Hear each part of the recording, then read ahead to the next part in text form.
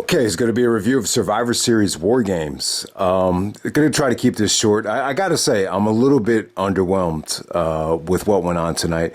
I just think what hurt the show more than anything is just the crowd reaction. It just kind of felt like this was more of a older fan base, and maybe the War Games kind of brought them to the show. You just almost got the impression that a lot of the fans really weren't that engaged with the television show, and just aren't really keeping up with the product for the most part. Definitely came off like that. So yeah, I thought both War Games matches were kind of underwhelming. The NXT War Games, a lot more exciting, a lot more memorable than what went on tonight. I would definitely say match of the night by far was the triple threat match for the United States Championship. That was pretty awesome. AJ and Finn Balor was really, really good. But yeah, I mean, let's start off with the women's War Games match. Bianca actually lasted the whole match. I thought she was good. This actually went 40 minutes. It didn't feel like it was that long, but yeah, it really did take some time to get going. I wouldn't say it really wasn't until Rhea Ripley got into the match where it got some juice, and then when Becky finally got in there, I thought they really had the crowd by that point. I thought the ending came off really, really good. Even the stuff with Nikki Cross and Alexa Bliss was cool, the handcuff spot because of the history there. But, for the most part, though, I just thought this just took a while to get going. Some of the women even had some, less than impressive showings. But yeah, I think this was a great opportunity for the women. I think the problem with this was it kind of felt like the same talent from NXT. But, the only thing that changed is they're in a WWE environment, and it's just kind of tougher to keep everybody engaged when you're in such a bigger atmosphere. But yeah, even like a lot of the same spots that you saw in the NXT match, like the Io Sky moonsault, I think she did the same exact one, but it was still cool. It really kind of felt like the crowd really only popped, for the big spots, or, when a lot of the star power came out, like Becky and Rhea Ripley. But yeah, a good match, just not great. I thought Bianca was great the whole match. She really brought it. The girls did a good job for the most part. It's just crowd reaction wise, I just thought this was the weakest showing the women have had in a War Games match so far. Next up, we got AJ Styles taking on Finn Balor.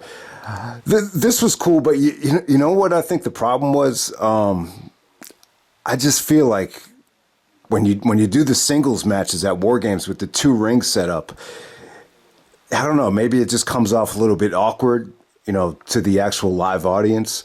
But yeah, this is another match that just took a while to get going. The cool thing was Judgment Day and the OC actually brawled to the back, so they were totally eliminated. It just came down to AJ and Finn going one-on-one. I thought it was really good. I thought it deserved more respect from the crowd than it actually got. Finn did some really good selling with the knee. I mean, it was really, really engaging stuff. I mean, the setup into the calf crusher with Finn actually getting out of it by just pounding AJ's head into the mat. I thought that was really, really cool. Unpredictable match, with the factions out of the way. I thought this could have went either way, but surprisingly, AJ gets the victory with the phenomenal forearm. So, good stuff there. I don't know what it was. It just felt like this match could have been saved for a main event or maybe a better occasion, but it's Survivor Series, so can't complain about it. I'm glad that they got it in. I just wish crowd reaction wise it could have been a little bit better. Next up, you have Ronda Rousey taking on Shotzi.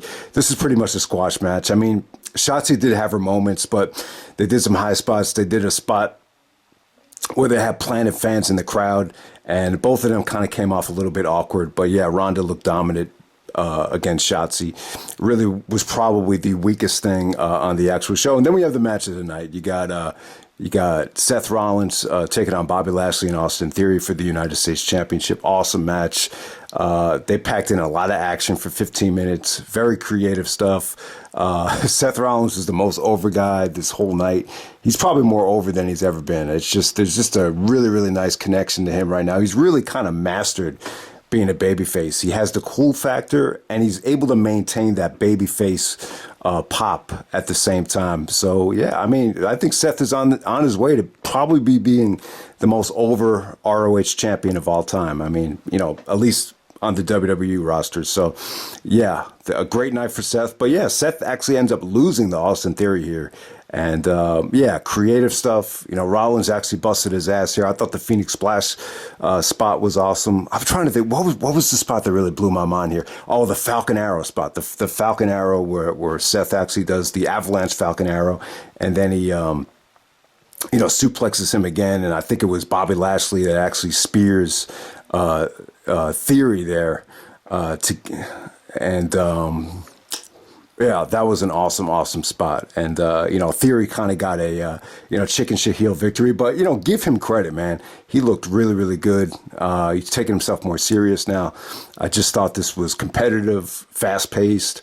Even some of the Hurt Lock spots, the double Hurt Lock, that was really, really cool. So creative stuff, athletic, crowd was hot for it.